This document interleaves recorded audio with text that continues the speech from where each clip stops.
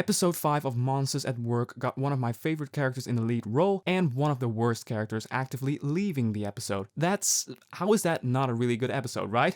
I was so happy seeing Fritz leave the picture. Hi fellow Disney Plus watchers, this is Thoughts After a Disney Plus Watch, where we review everything new Disney Plus coming out, and I'm glad you're watching. This is a channel that's specifically about movies, shows, and all that's Disney Plus original stuff. Yeah, this was definitely one of the better ones. We get to spend a lot of time with Duncan and Tylor together, and even see them grow a bit closer together actually, which was kind of sweet to see play out. But I have to give a warning from here on out, I do want to discuss spoilers to really do this episode justice. So you can press that watch later button if you haven't seen it yet. Still here, let's do this. So at the start of the episode we see Fritz leaving the episode. yeah, he's unironically the only character still left in the show that I just find obnoxious and don't care about. Sorry. But no, seriously, the idea of a vacation door is brilliant.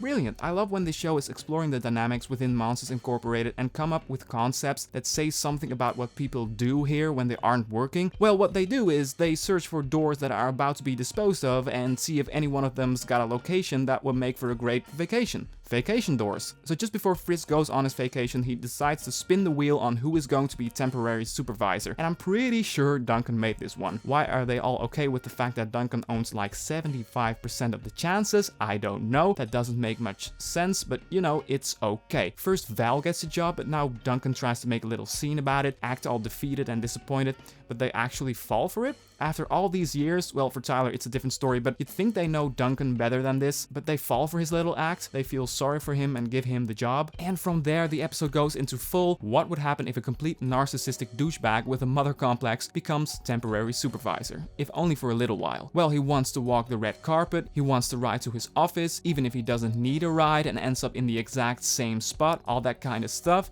But the real fun happens when Tylor and Duncan accidentally destroy the power center and an inspector from M.E.R.C, Monstropolis Energy Regulatory Commission, comes to Monsters Incorporated to investigate what happened there and what happened that caused the whole city to run out of power. And the design of this character is so cool, I think. He's kind of when Squidward from SpongeBob and Ron Swanson from Parks and Recreation decide to make a baby, and you get him.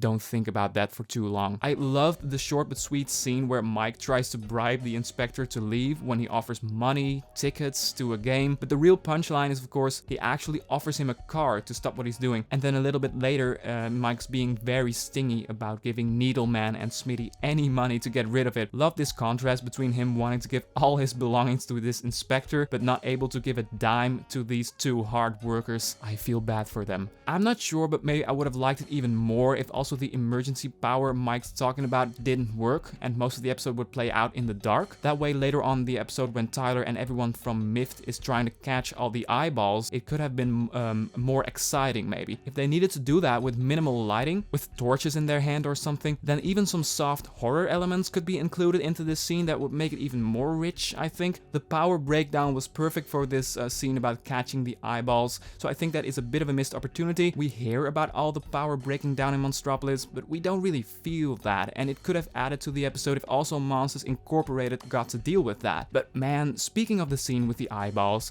them strolling through these tubes within the walls of the company, this was my favorite scene of the whole episode because it is once again highlighting the thing that I like most about this show, and it's precisely why the bowling episode from last week was so enjoyable too. The creative way all the different weird capabilities of all the monsters are being used. This specific character has a suitcase full of eyes. That's his thing. Well, that's totally weird and out there, but it makes for such a cool concept where he uses all his extra eyes for this investigation. It's literally having your eyes everywhere, a common saying translated into such a character. It worked really well in my opinion. This week, the Mike's comedy class was quite good. Mike trying to explain how to do a knock knock who's there joke and completely burning out because the students all take it way too literally and call him a liar.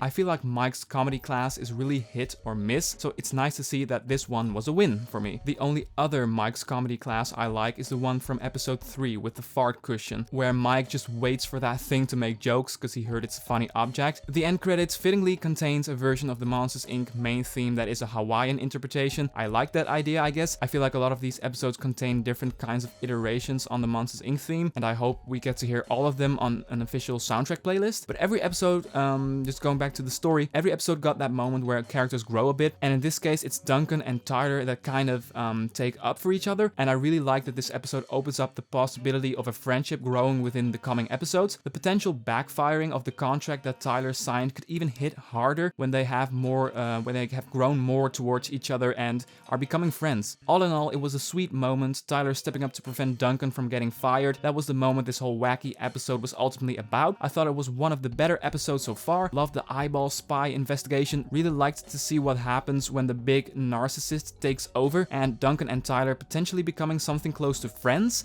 is a nice prospect. I'm thinking about wrapping this up. Thank you so much for watching. I'm curious, what did you think of this episode? Be sure to let me know in the comment section. Don't forget, if you enjoy the idea of discussing Disney Plus content with us, that red button looks familiar, right? And if you're interested in thoughts on previous episodes, it's all in the description, or you can browse the channel page. Did you like this video? Then be sure to consider giving that a click. Thanks. For now, have a wonderful day and see ya.